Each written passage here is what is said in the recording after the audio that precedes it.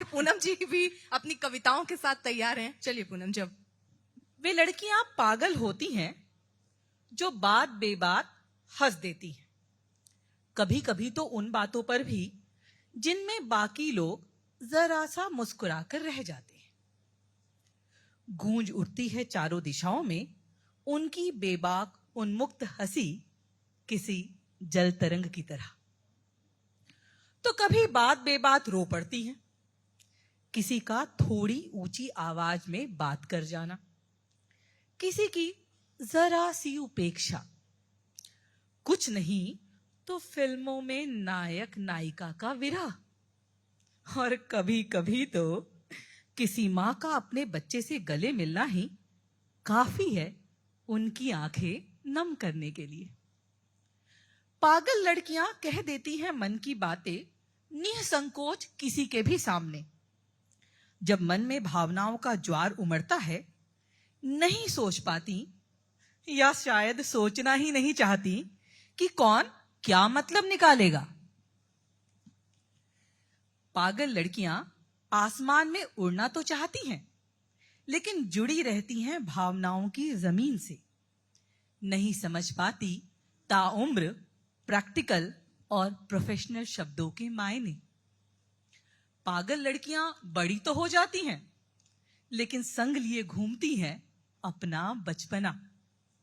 परियों की कहानियां, सफेद घोड़े पर सवार राजकुमार, ईमानदारी और सच्चाई की जीत, नायक का नायिका से मिलन, और ये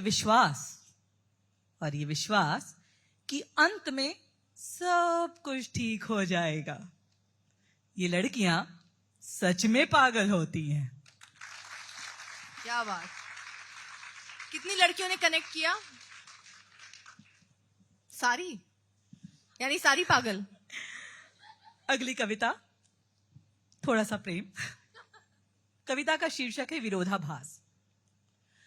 हम दोनों एक जैसे थे। जब बातें करते थे तो वक्त प्रकाश की गति से चलता था, और जब नहीं करते थे तो समय जड़त्व के नियम का पालन करता था। पहेली कठिन थी और उसका हल बेहद आसान।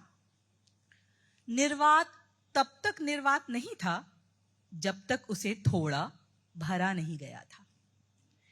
एक टिमटिमाते दिए ने अंधेरे की सत्ता के भय को और अधिक मजबूत किया।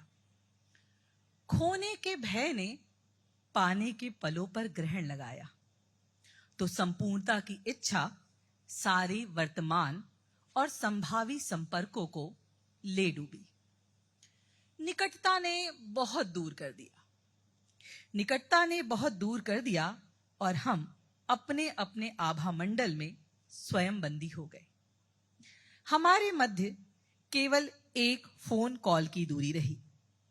दोनों अपनी पसंदीदा कविता की शायद यही पंक्ति गुनगुनाते रहे। इसलिए खड़ा रहा कि तुम मुझे पुकार लो। क्या बात।